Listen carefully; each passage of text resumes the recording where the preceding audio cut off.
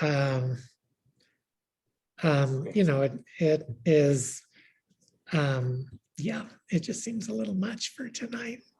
So, so I'm going to actually start out and just mention, I'll tell you why in a minute.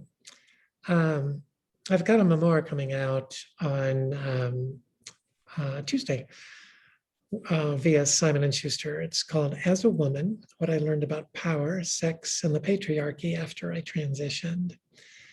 It's my story, and then it's followed by 2 chapters on gender equity, 2 chapters on why religion behaves the way in which it does in the United States toward transgender people, LGBTQ people on the whole, a chapter on the differences between how sex is experienced between males and females, and then a closing chapter.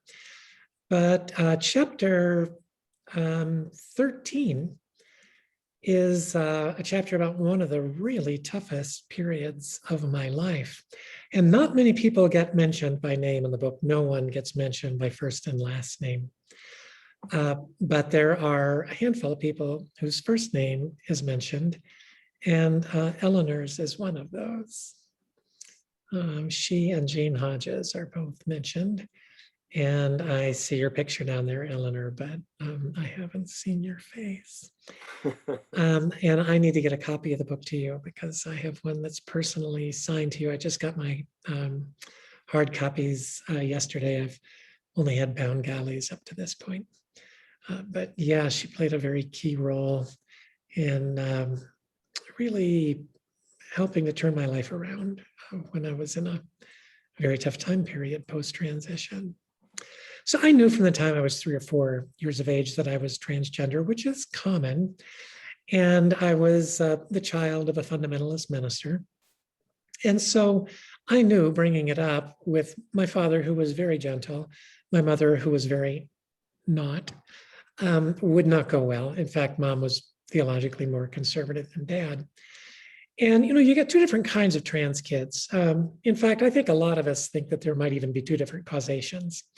You get some children, like one of the trans kids in Lyons here, whose mom's a therapist and very involved with TIES, the Transgender Youth Organization. And her daughter's first phrase was, "Mommy, I a girl." And so you see that happen with one particular type of trans child. But then most of us are not in that category. It's kind of interesting, the differences between the 2, because there are a lot of differences between the 2. We can talk about that later if you want to. The majority of us were aware of it when we were young, certainly more trans women, and that's what I am, a trans woman. Sometimes a little bit less so with trans men. That's someone who was identified as female at birth. But I knew that I was supposed to be a girl. I did not feel like a girl trapped in a boy's body, which is a common media language, but not at all how I felt. I just knew I wasn't one. But the idea that I couldn't transition genders, that was, I didn't mind being a boy. There were times in childhood when I thought it was fine. It was puberty is when all of a sudden it was not fine. It was not at all fine because my body was changing in ways I did not want it to change. And all of my friends who were girls had bodies changing in ways that I wanted mine to change. I started dating. I knew I was attracted to girls, still am, but I also had the complication that I would want to date a girl. I also would want to be the girl that I was dating, which was really quite difficult to deal with, particularly in an evangelical fundamentalist environment. When I was in high school, I got a job as a disc jockey at a commercial radio station, had a lot of privilege, the kind of privilege that a white boy got in the 1960s, and was offered a scholarship at the University of Kentucky in broadcasting, and really very much wanted to be a newscaster. Interestingly, I ended up being in television for 18 years, much later, and in radio for 7 years. But at the time, I did not accept that scholarship offer because I felt intuitively that if I went to a state university, I might actually act out on my gender identity. And gender identity and sexual identity are 2 different things. Gender identity is who you want to go to bed as. Sexual identity is who you want to go to bed with.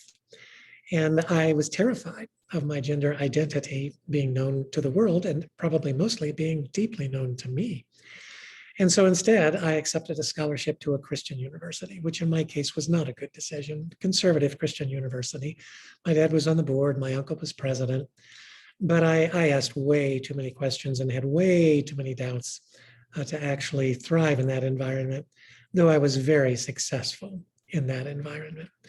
I finished undergrad work, got my first master's degree, and went almost immediately into the work of church planting. Church planting is starting churches from scratch. The organization I eventually directed was one of the two largest in the nation at that. We started churches with nobody, and usually within 5 years, those churches would be averaging 500 in Sunday attendance. And by year 10, they would be averaging over 2,000 in Sunday attendance. So we were very, very good at what we did, which was starting new churches that were focused on the unchurched population. We mostly worked in the Eastern US, and then we went throughout the whole US. In fact, we planted Discovery Christian Church right on 144th in Westminster, which is a church of probably about 1,500 people at this point. Interestingly, a church I would not be welcome in, and certainly not be allowed to preach in at this point. So that was the main work that I did. I also taught as an adjunct professor in a number of seminaries.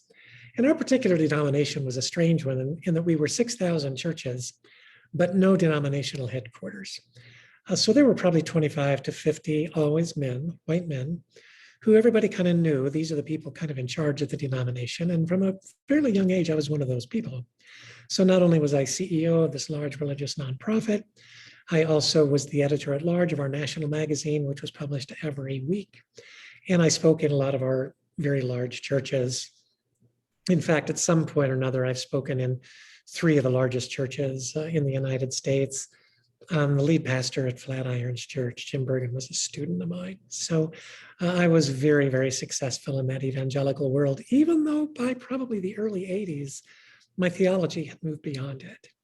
But I thought, well, I can change from within. I can bring about change from within. And certainly our organization was more liberal than most. And in fact, it's why I was brought on as editor at large. The magazine, I was seen as being the liberal side of the denomination, although it was an evangelical denomination. I've been LGBTQ affirming for a long time, but I kind of stayed in a don't ask, don't tell environment. And I was pretty sure I would be able to live my entire life as a man. And I did not want my family to have to go through the disruption of transitioning genders. But one of the things we know, particularly of the second type of gender dysphoria, that first type, children that very early identify as transgender and are extremely vocal about it, those kids are in extreme distress if they cannot transition almost immediately. The rest of us, those who identify at 3 or 4, but don't realize it's a real problem until puberty, the rest of us, it tends to get worse with the passing of time. And sometimes it will take decades before it gets really bad, but there's a definite trajectory. And you get to the point that you're not sure you're going to survive. 41% of those who identify, who have the diagnosis of gender dysphoria, do attempt suicide at some point or another in their lives. And I don't believe I was at that point, though one of my best friends who's a therapist and my former wife who's a therapist, they beg to differ with me. My own therapist agrees with me that I probably wasn't there, but I certainly was very depressed. And then about exactly 10 years ago, I felt the first, what I would call theological call of my life, and it was a call to transition. In fact, I noticed it was mentioned in both the print version of People magazine this week and in the online version that came out today. It was the television show Lost, which is my favorite of all time. There's a point in the final season where the protagonist realizes he's been called by God to die. And I realized at that moment I was called to transition. And we had never told the children. I had told my wife right after we married. And but we never told the kids because I was not going to transition. So no one knew. In fact, her therapist, my best friend who was a therapist, Kathy and me, those are the only people on earth who knew. No one had a clue. But I knew at that point that I had been called. And it was another 2 years when I realized I was not in good shape. And so my therapist recommended that I consider going on a low dose of hormones, anti-androgens, which block testosterone and estrogen, and found that people my age, and I was 61 at the time, that those people generally not many changes to their body, but often it kind of settles their brain down to go ahead and go on testosterone blockers and estrogen. And so I did that, hoping that that would be the case and I would not need to transition. But I went back just 3 months later to my physician, who was very, very surprised because she said, your body is changing in the ways a 13-year-old's body changes. People your age don't have these kind of bodily changes. She said, I can't leave you on a low dose and expect your body to remain the same as it is. It's going to massively change. And people are going to notice. They're either going to think you're very ill or they're going to realize you're transgender. So you've got to decide, do you stay on the medications or do you not?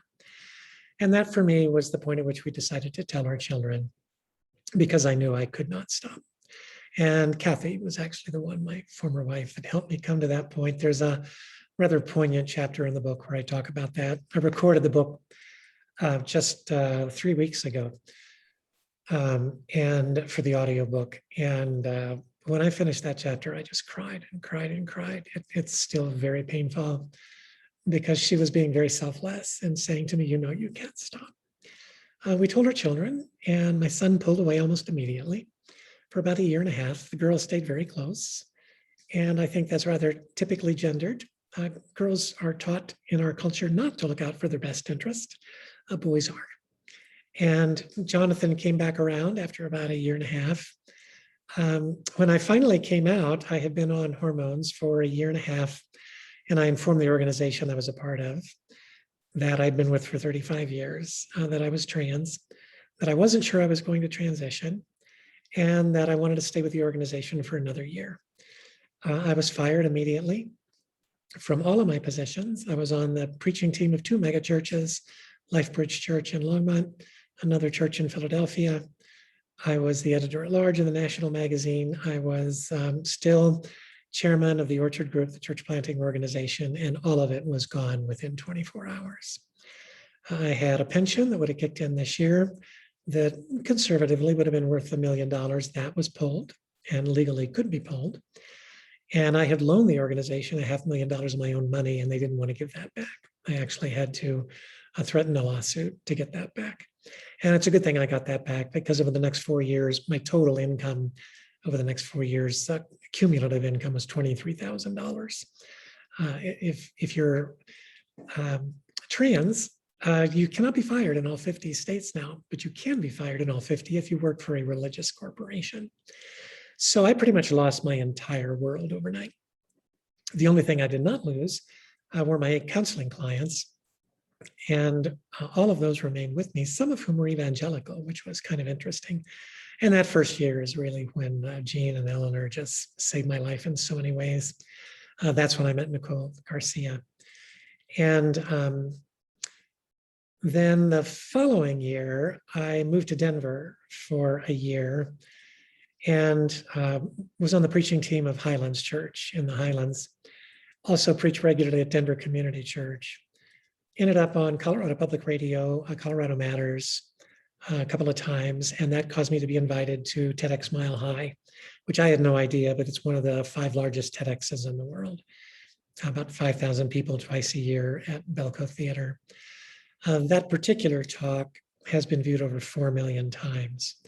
And so within 2 months of the time I did that talk, I had been scheduled by TED to do a talk. And my son and I spoke together at TED, and we continue to do a lot of work together at TED. I'm a TED Speakers Ambassador, which means I work with other TED speakers. I'm also on the content curation committee for TEDxMileHigh. So my world shifted massively after that happened. And the subject on which I spoke was not being transgender. The subject on which I spoke was that life is much easier for men than it is for women. And what I have done is validate the experience of women on all 7 continents. I've heard from women on all 7 continents saying to me, thank you. It was not in my head. It's real. Yes, and that includes Antarctica.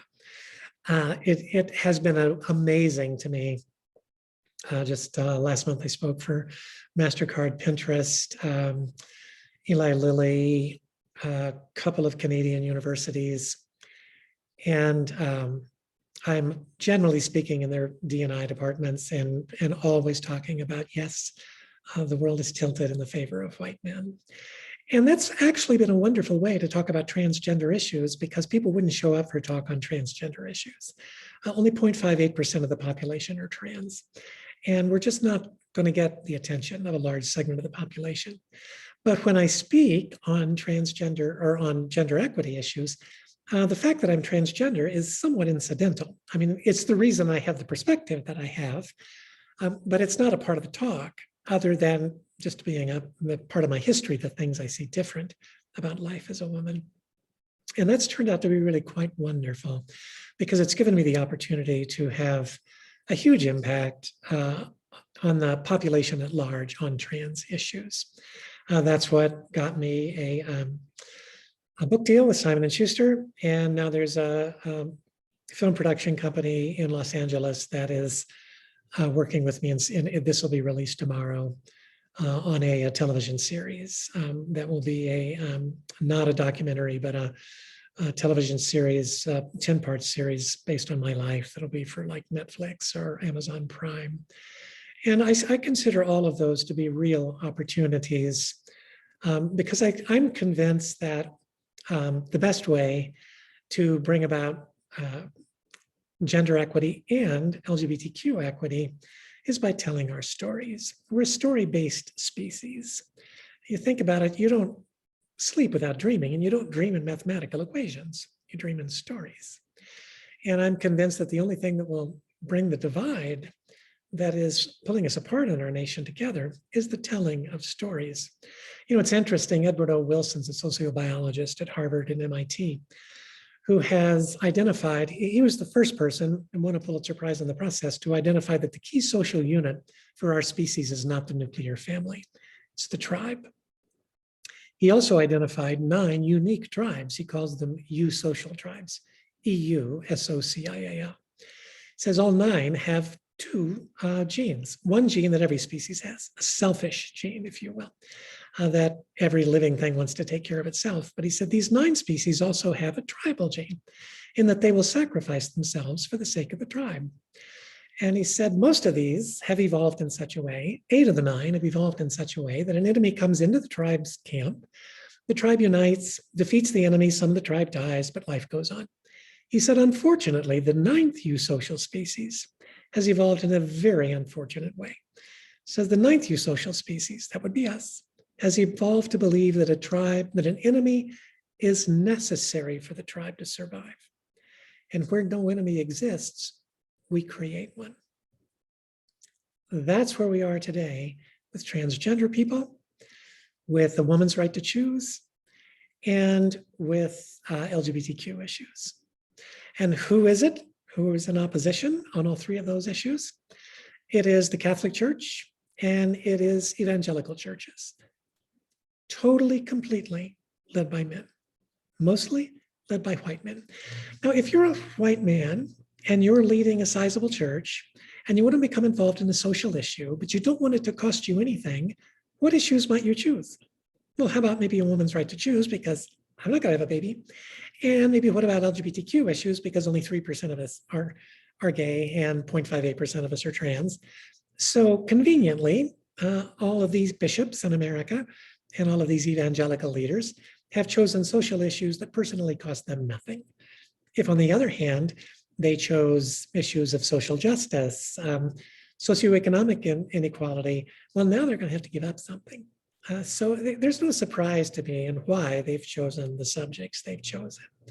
And we're unfortunately in a circumstance right now where their current enemy, and this has been the case since marriage equality made its way through the courts, is the transgender community. So for instance, just in the last month, 8 states have passed laws targeting the civil rights of transgender children in one of 2 areas, allowing those children to play sports in the gender with which they identify, or allowing those children to receive medical treatment for gender dysphoria. That's the more dangerous of the two. In Arkansas, the new law, which the governor vetoed, but the Republican legislature overrode, actually does not even allow physicians to continue to treat teens currently under treatment with hormones or testosterone blockers. The notion of those legislatures is that that treatment is not reversible, when the truth is that that treatment is completely reversible. Every medical practitioner on earth knows it's completely reversible. There are, in fact, right now, over 100 bills that are currently pending in over 30 states, 12 in Texas alone, taking away the rights of transgender people. So you say to yourself, where is that coming from? And the assumption is it's coming from Republicans, because every one of these 30 states has a Republican-controlled legislature. That's actually not totally the case. So a study was done of the 10 swing states, of Trump voters in the 10 swing states. And one of the questions they asked them was, should transgender people have the same civil rights as all other Americans? 60% of the Trump voters in these 10 swing states said yes, transgender people should have the same civil rights as everyone else. So then where's the opposition coming from? It's coming from evangelicals. And evangelicals hold such political power at this point that the legislators are listening to the evangelicals. 84% of evangelicals believe the gender is immutably determined at the time of birth, even though we know there are, in fact, at least 16 different intersex conditions. And we know that gender dysphoria is likely determined either prenatally or genetically, certainly before birth. Same thing with LGBTQ. But 84% believe it's immutably set at birth. 61% believe that our country has gone much too far in offering civil rights to transgender people. And yet only 25% of evangelicals and fundamentalists know someone who is transgender. So it's a problem. It's a huge problem. Now, it's not a problem in all of the religious world. Interestingly, 52% of trans people identify with a religion. 48% identify as Christian. And if you take a look, most of the more liberal Jewish fellowships have about 83% of their people are supportive of trans people. Mainline Protestants, about 62 to 66%, depending on the denomination. The traditionally African churches in America, about 51%. Evangelical churches, 31%. So that is, in fact, the only religious group in America outside of Jehovah's Witnesses that is not at 50% in support of transgender people. Interestingly there, though, millennial evangelicals are 51% in favor of the trans population. So it's tough on those of us who are trans. I get very, very little prejudicial treatment. A part of that is because I brought a lot of my privilege with me. I still am a powerful person, well-educated, and because of all the TED Talk stuff, I'm in really quite a privileged position. And most trans people are not. So we know that 41% of the trans population will attempt suicide at one point or another in their lives. Those opposed to the trans population will tell you that 35% of transgender people still have suicidal ideation post-transition. That's actually not correct. 92% of those who transition genders are happy in their new gender. So let's isolate just only the 8% who are not. The 8% who are not happy in their new gender, 35% of those people experience suicidal ideation post-transition. But let's isolate just that 8%. How many of that 8% don't like their new body? 4% of the 8% don't like their new body. Now let's go back. 92% of transgender people are pleased post-transition that they transition genders. 8% are not. But of that 8%, 96% are happy in their new body. Only 4% are not. In other words, almost no one who transitions genders is not happy in their new body. So What about the other 96% of that 8%? Yeah, in those people's cases, we know there are 3 reasons that there's post-transition suicidal ideation. Number 1, the loss of family, friends, work, and religion. And that's primarily evangelicals or those who are a part of any of the fundamentalist expressions of the desert religions. The desert religions all began as religions of scarcity. Christianity, Islam, Judaism all began in the desert. So understandably, they were religions of scarcity. There are not enough resources to go around, so got to take care of me and mine. But in their more liberal expressions, none of them continue to be religions of scarcity. Unfortunately, in their fundamentalist expressions, all 3 continue to be religions of scarcity. And so when you see post-transition suicidal ideation because of loss of religion, you can be pretty sure that that person's coming from a fundamentalist background. Second reason we see post-transition suicidal ideation is primarily something that happens to trans women. And again, that's me. And it is their inability to pass in their new gender. Trans women who are not able to pass in their new gender receive much more prejudicial treatment than those of us who do pass in our new gender. What I mean by passing in our new gender is I never, ever walk down the street anywhere or walk through an airport and have someone make any kind of a derogatory comment about the fact that I'm transgender.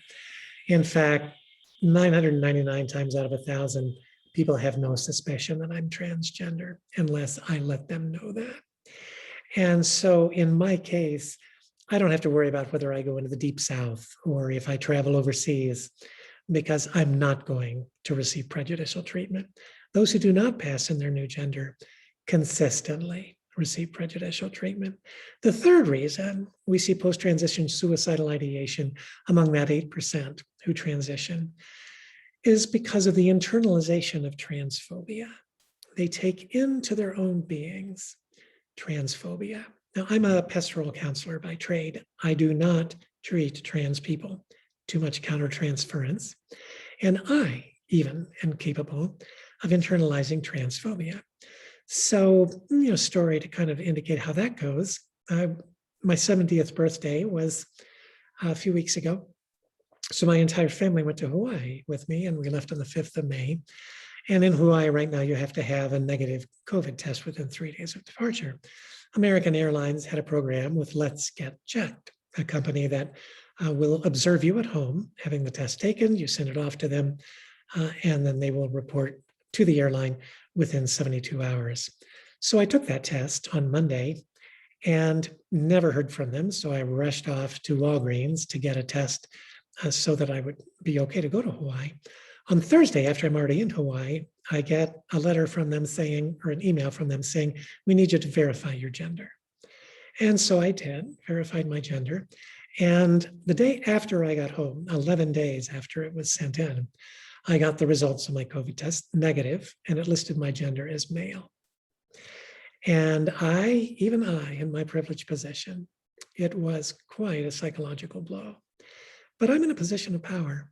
I mean, I am an executive platinum flyer with American Airlines. I contacted their president's office and was called by one of their C-suite people within 2 hours. American has been wonderful to the LGBTQ community. And we talked and they said, yeah, we're going to get to the bottom of this. I then, because of their work, received a call from the CEO of Let's Get Checked, who was just appalled.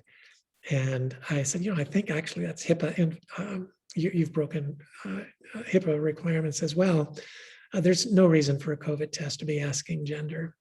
In fact, there are no companies in doing blood tests that ask one's gender. It would be helpful if there were transgender specific reference intervals, because you got to be pretty educated actually to read your blood test if you're trans, because some things have to be viewed as male, your creatinine levels, for instance, and your GFR. Some things have to be viewed as a female, your red blood cell count, for instance. So trans-specific reference intervals would be wonderful, but nobody checks markers to see someone's gender. So the heads rolled actually at Let's Get Checked. The CEO was extremely apologetic. They sent a $2,500 check to my church, Left Hand Church. And I really am very pleased with the way they dealt with it. They've been wonderful, but boy, it was tough for me. And I was just reminded how hard it is for transgender women of color, how difficult it is for those who do not pass in their new gender, particularly how hard it is right now for trans kids, because they don't have the resources to deal with the fact that the evangelical world is picking on them. So we really have got to fight hard for trans rights. Fortunately, with Democratic controlled houses in Colorado and a Democratic governor, we don't have to worry about it here. But it's an issue, and it's an issue county by county here. Boulder County is wonderful. Weld County, not so much. So I'll stop there, and we'll just kind of move on to questions that you have that you'd like to ask, things for me to provide more information about, and I'll be happy to answer any of those. Could I ask you how your religious beliefs have evolved, particularly pre-transition versus post-transition? And also, did your religious beliefs help you deal with any suicidal tendencies? And I do know Nicole Garcia became a much stronger Christian post-transition versus pre-transition. It's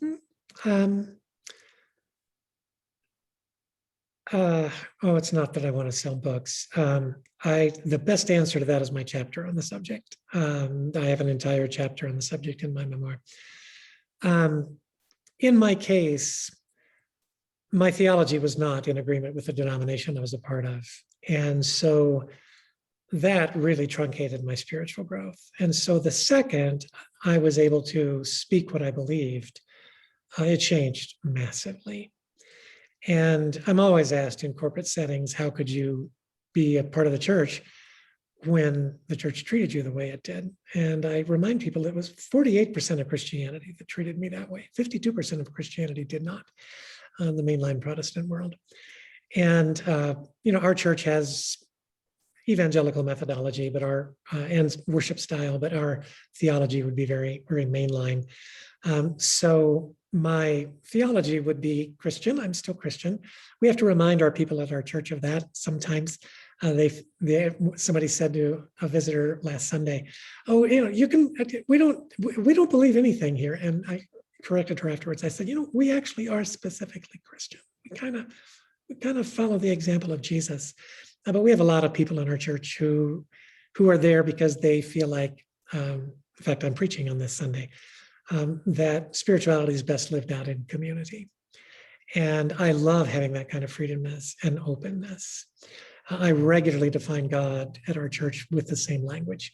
The God who burst on the scene 14 billion years ago in all of God's complexity, mystery, and ever expansiveness, rooted in relationship and grounded in love.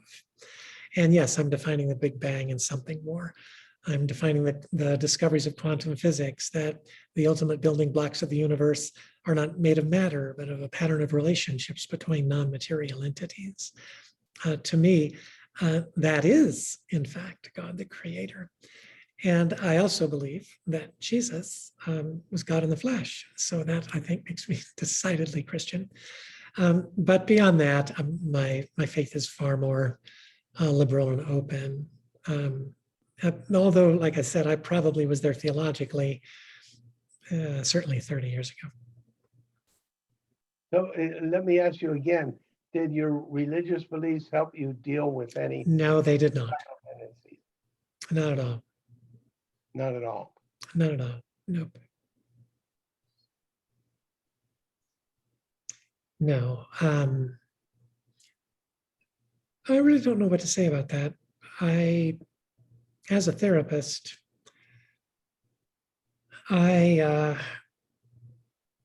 own experience is that those who are dealing with significant suicidal ideation are generally not able to tap into their spiritual roots other than the community that they're a part of for help and assistance. And I think I probably was the norm at that point. I mean, what got me out of it was what gets most people out of deep depression, a great therapist and appropriate medications. Yes.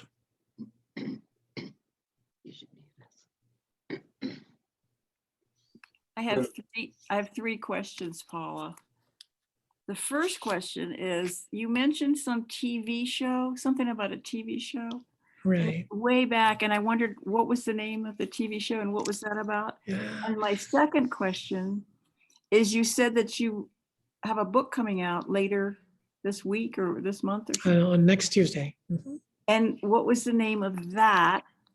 And then the last question I have is, I didn't catch where you live. I think you mentioned it, but I didn't get it. Yeah, sure. I live in Lyons. I've lived here since 2007. The book is As a Woman, What I Learned About Power, Sex, and the Patriarchy After I Transitioned. And you can find it online anywhere. It won't be in bookstores until next Tuesday, but you can find it pretty much anywhere. And the television show, it's published by Simon & Schuster, so you can find it there if no place else. The television show was actually an interesting show. It was called Lost, and it was on the air from 6 seasons starting in 2005 through 2010. The showrunners come from a desert religion background, one Jewish and one Catholic, who still is a practicing Catholic. Damon Lindelof is the Jewish part of that team, and Carlton Cuse was the Catholic member of the team. And so that entire show, all 6 seasons, was shot through with images of, it was Christian typology everywhere. So they even played around with it in the very final show that ever was on the air. So there was a God figure in the show whose name was Jacob, and then there was the Christ figure who was a physician named Jack. And there comes a point in the final season where Jack realizes he's been called to be the next Jacob, and he will have to sacrifice his life to save the world, quite literally. And it's often listed as one of the top 10 television shows of all time. It certainly is my favorite of all time. It was just brilliantly written. And it was the show where Jack realizes he's been called by God to die. If any of you ever watched Lost, it was when he was at the lighthouse in the final season. I just began sobbing because I knew that I also had been called to die at that point, which is, in fact, when you transition genders, you're not the same person. That's one of the things that's very, very hard for my family to deal with. I think it's been harder on Kathy and on my son and then the girls. But I have to acknowledge I am a profoundly different person than I was before. So there really is a death of someone in the process. In fact, there's a chapter in my book called Dying Before Dying, which was a very painful chapter to write. The word that comes to me just listening to what you just said right now, Paula, is the word grief. There are a lot of things you said. Lost. There's a lot of loss. And have you found coming into you're being called into to be trans, that you also have lost things? Are you grieving anything there when you also come into a new sense of who you are? You know what? I'm gonna do something I haven't done yet. That technically I can't do till tomorrow, but you won't tell anyone. Very end of the book.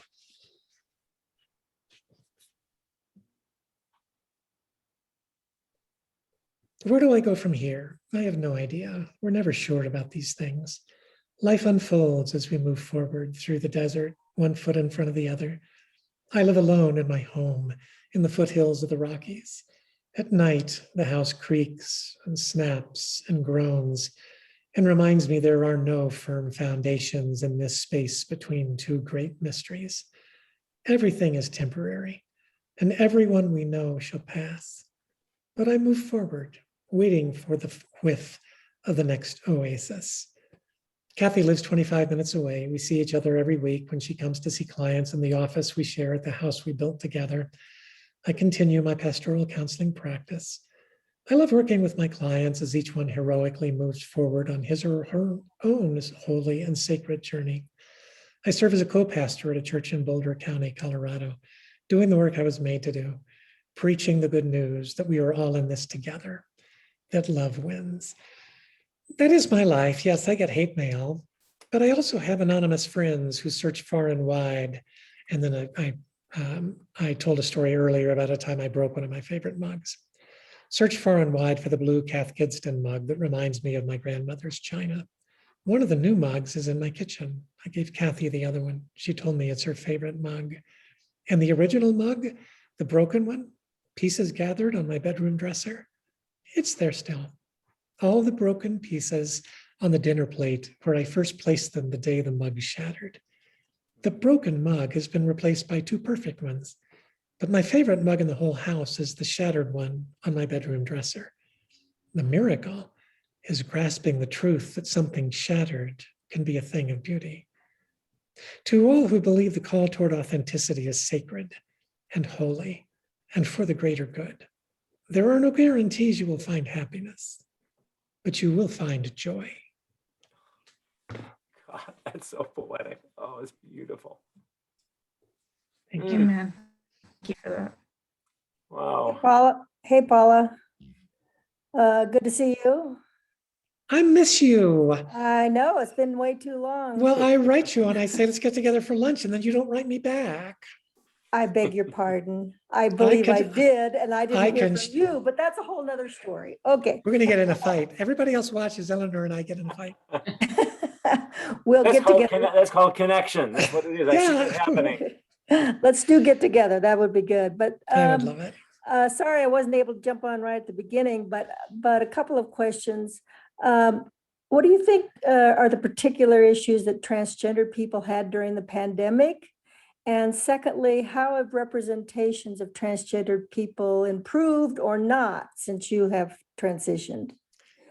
Yeah, they're improving a lot, I think.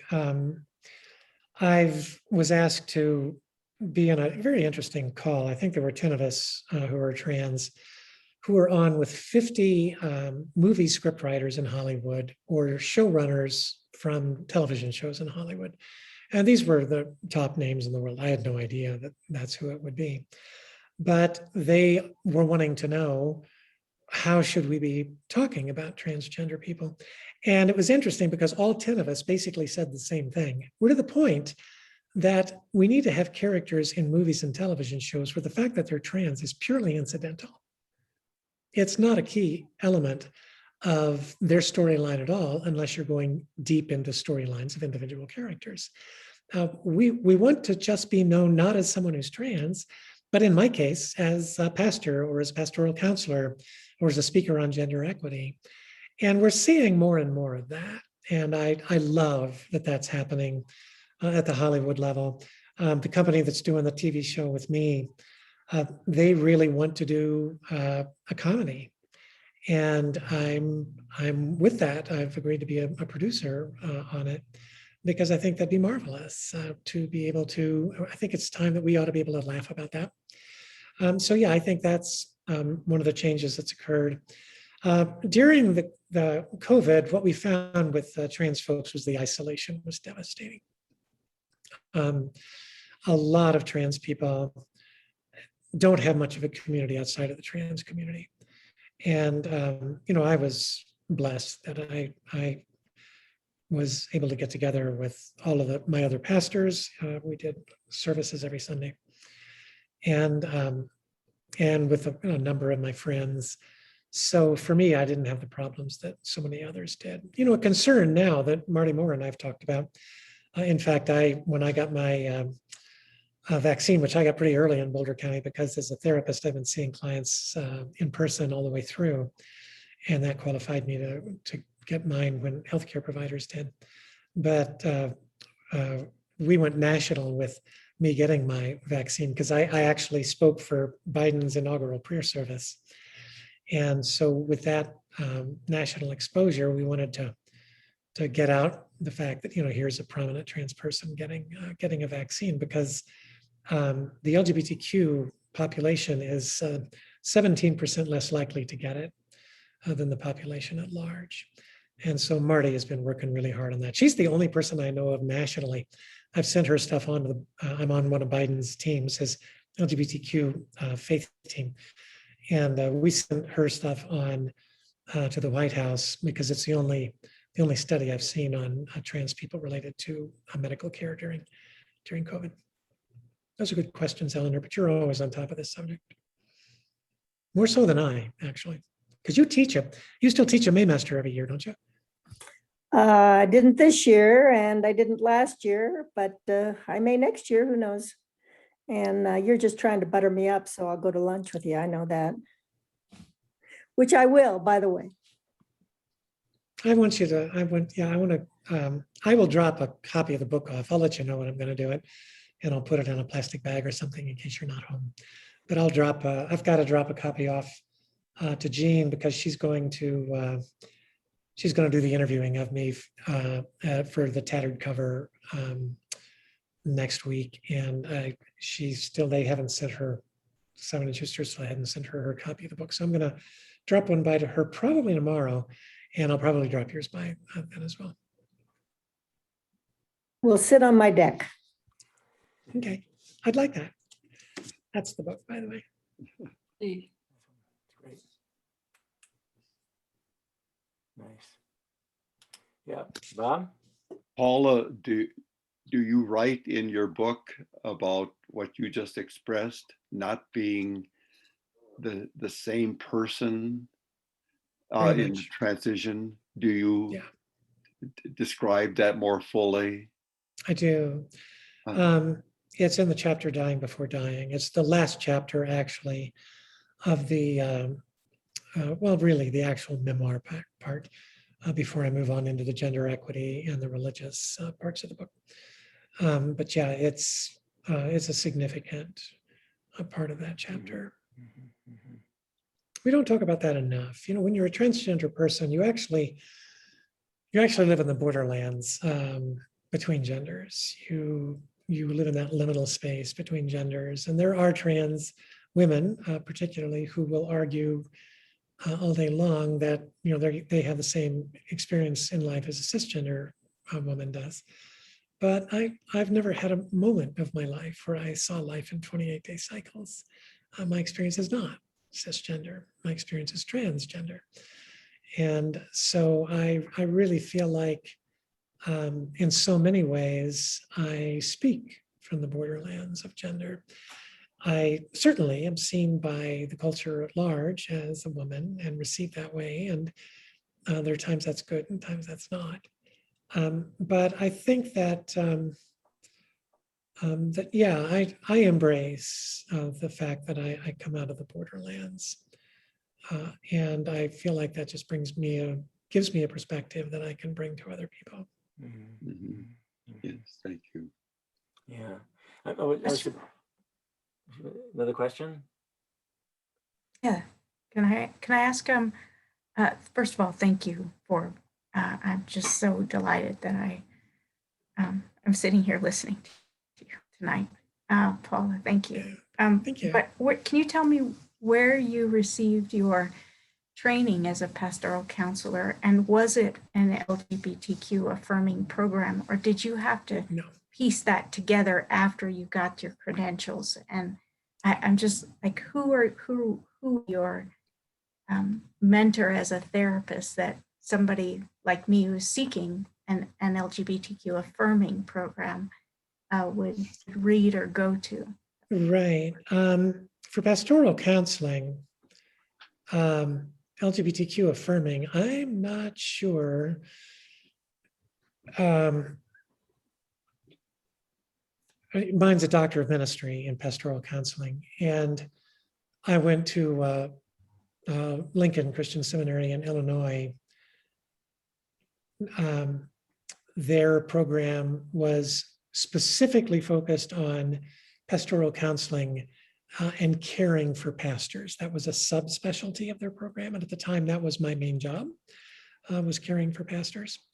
So I went to that particular school, and, you know, it was helpful. It wasn't great. I think probably I've learned more from my own therapist, a kind of stereotypical New York Jewish Freudian trained analyst, who I think was brilliant and really walked with me all the way through the process. And all the rest of mine was more informal than formal. There are no, Naropa would be really probably the only place that where you would be able to have counseling that is specifically brings the spiritual element in. Andover Newton used to, but I mean, they don't exist anymore. It's not at, you know, you think of any of the wonderful seminaries like Union or Yale Divinity or Duke Divinity. None of them have a DMin program, doctor of ministry program that specializes in that area.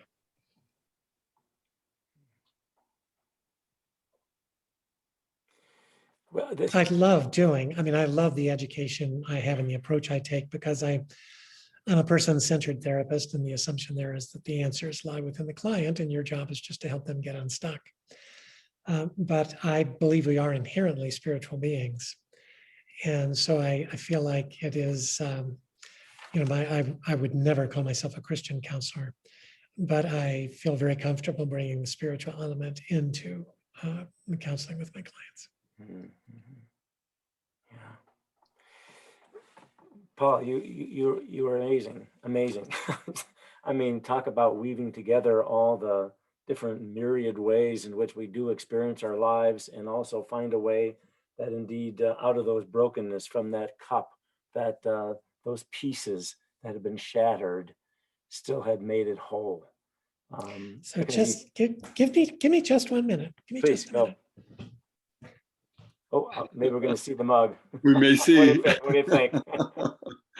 You guys have a question? I'll think about it right now, because we're coming down to the end right here. But man, what a fount of, Yeah. oh my goodness. That's it. You keep it like that. Mhm. Oh boy.